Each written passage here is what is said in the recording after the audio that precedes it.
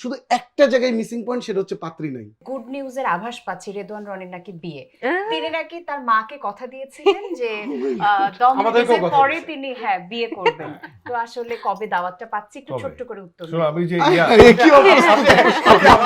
আমার মা প্রেস কনফারেন্সের দিন ছিল, ওই যে যখন অ্যানাউন্সমেন্ট, ওই যে লাস্টে যখন আমরা সিনেমা শুটিং এ যাওয়ার আগে প্রেস কনফারেন্স, কে জানি তাকে কোশ্চেন করছে, প্রহেলিকা না কে জানি, অন ক্যামেরা আম্মা সুন্দর বলে দিচ্ছে, কারণ আম্মা অনেক বছর ধরে আমাকে বলতেছে বিয়ের জন্য। তাই আমি বলছি আমি এই সিনেমাটা শেষ না করে আমি বিয়ে করতে পারবো না। তো এরপরে এইটুকুই কথা, কিন্তু সে অন ক্যামেরা বলেছে না আমার ছেলে এই সিনেমা, আমার বেটা এই সিনেমা শেষ করার পরে বিয়ে করবে। এটা আমার আম্মার কথা, কিন্তু বিষয়টা হচ্ছে আমি কিন্তু সিনেমা যদি হিট করে, এখন তো একটা মাত্র শুরু হয়েছে, মানে এই কারণেই মনে হয় সিনেমা হিট করার দরকার, জন্য বিয়ে করতে পারি।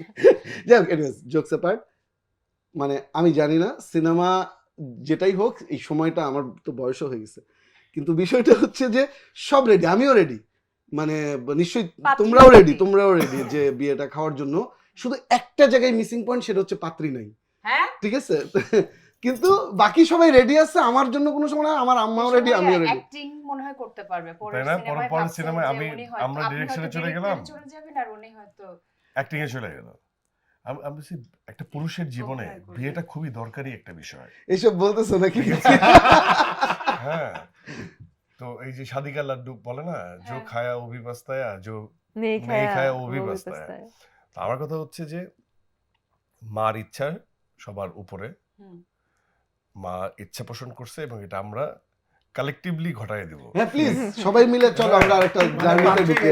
এই সে এগুলো বলে কোনো লাভ নাই। না না পাত্রী রেডি করতে হবে প্লিজ ভাই, এগুলো সব গতানুগতিক কথা, গতানুগতিক কথা বলে আমরা বুঝতে পারছি উনি আসলে অভিনয় নাম লেখাতে চাচ্ছেন, মানে সামনে আসলেই ভাই পাত্রী নাই।